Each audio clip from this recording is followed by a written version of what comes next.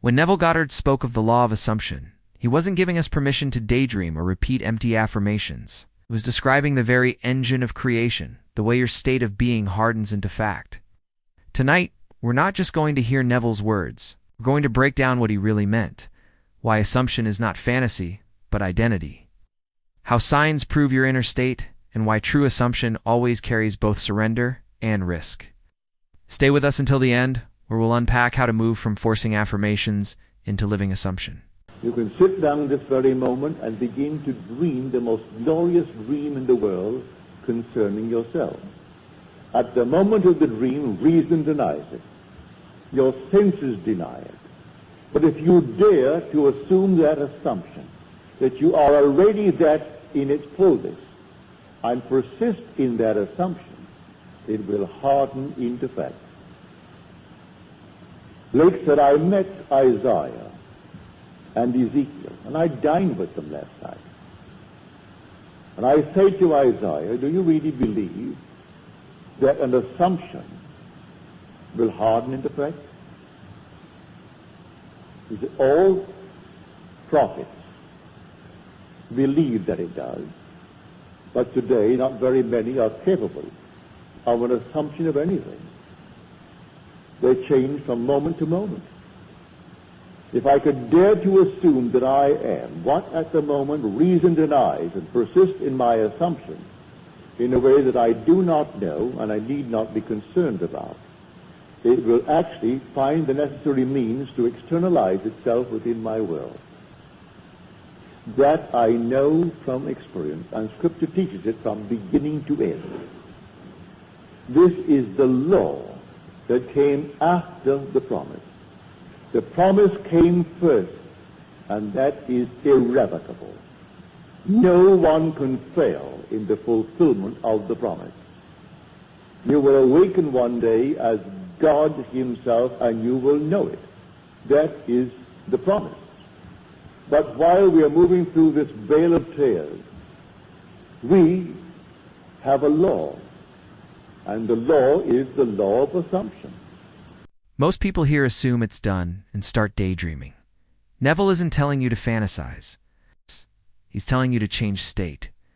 Assumption is identity, not effort. It feels like strain, that's not assumption, that's resistance. The test is embodiment, breath, posture, inner dialogue. When those shift, you've moved.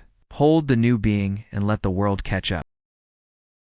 Man will not bring himself to believe that that is God. He will not bring himself to believe that his own wonderful human imagination is God. And that is God. That forms everything in this world. There isn't a thing that you now see in the world but what it was once only imagined. Their image preceded the objective fact. So objective reality is purely produced through imagining. This is why signs matter. Image precedes fact. So angel numbers, synchronicities, repeating names, they aren't prophecies. They're feedback that your assumption is alive. Treat them as confirmations of state, not omens to chase. When a sign appears, don't reset to doubt. Stay in the state that generated it. That's how the first fruits become the full harvest. Meanwhile, I go about my business doing all kinds of nonsenses with my imagination, and I think I serve the Lord. It's not something you do once in the morning before some little thing on the wall. It's something you do 24 hours a day. You carry it right into the dream world with you. And there your reactions are, as they should be when you're awake here. That you're completely in control of your wonderful human imagination, for that's God. That's the creative power of the world. So take anyone, wherever he is, and just try to lift him up to something other than what he seems to be, if he wants to be other than what he is. And they ask him to persist to the best of his ability in that new assumption, and to feel it as you would a suit of clothes. It's new when you first buy it. Wear it for a week, it's old stuff. The first day you put it on, you think everyone knows you're wearing a new suit. And really no one does. But you do, and so it's what you do And so after a little while, it's an old fish. So put on the feeling. It's like something new when you first put it on. And wear it. And then after a while, it becomes so natural. And then it objectifies itself in your will, and you become exactly what you've assumed that you are. For an assumption, though false, if persisted in, will harden into fact. This is where Neville's law becomes radical. It's not saying pretend you're rich, loved, or healed. He's saying die to the old self. Drop the nervous system of lack, of panic, of waiting. Assumption is resurrection. You step into a state where the old you can't breathe, and the new you is already alive. Most people confuse assumption with daydreaming. They repeat phrases like affirmations, but nothing inside shifts. The law doesn't respond to your words. It responds to your state of being. Your body knows the difference. If your shoulders are tense and your stomach is tight, you're not assuming, you're still resisting. Assumption feels like relief, like settling into a coat that already fits. And here's where it links back to yesterday's video of signs and wonders. Signs are not predictions of some future miracle. They are confirmations that assumption is alive now. The repeating numbers, the overheard phrases, the uncanny timing, those are echoes that your state has already shifted. Your job is not to chase more signs, but to remain in state when they show up. Because the moment you treat them like omens and slip back into doubt, you cancel the harvest. Neville also tied assumption to risk. Assume is to let go of the old evidence, to risk looking foolish, to risk the discomfort of faith. That's why it feels like surrender. You stop arguing with what is, and you quietly embody what will be. No force, no pleading, just being.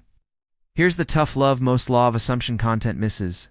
You're treating assumption like affirmations, waiting for repetition to convince you.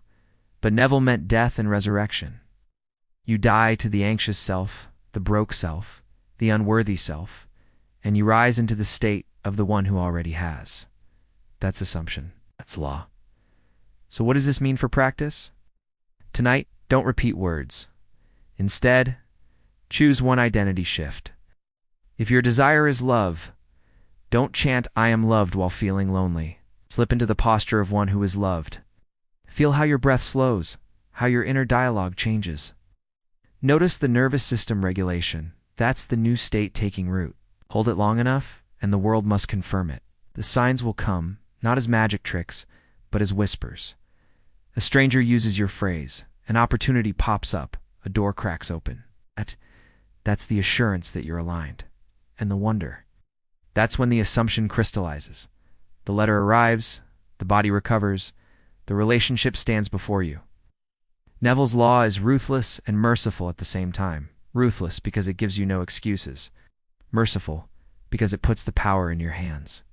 So tonight, stop asking if assumption works. Ask instead, am I willing to remain in the state long enough, with enough surrender, for it to show me what was always true?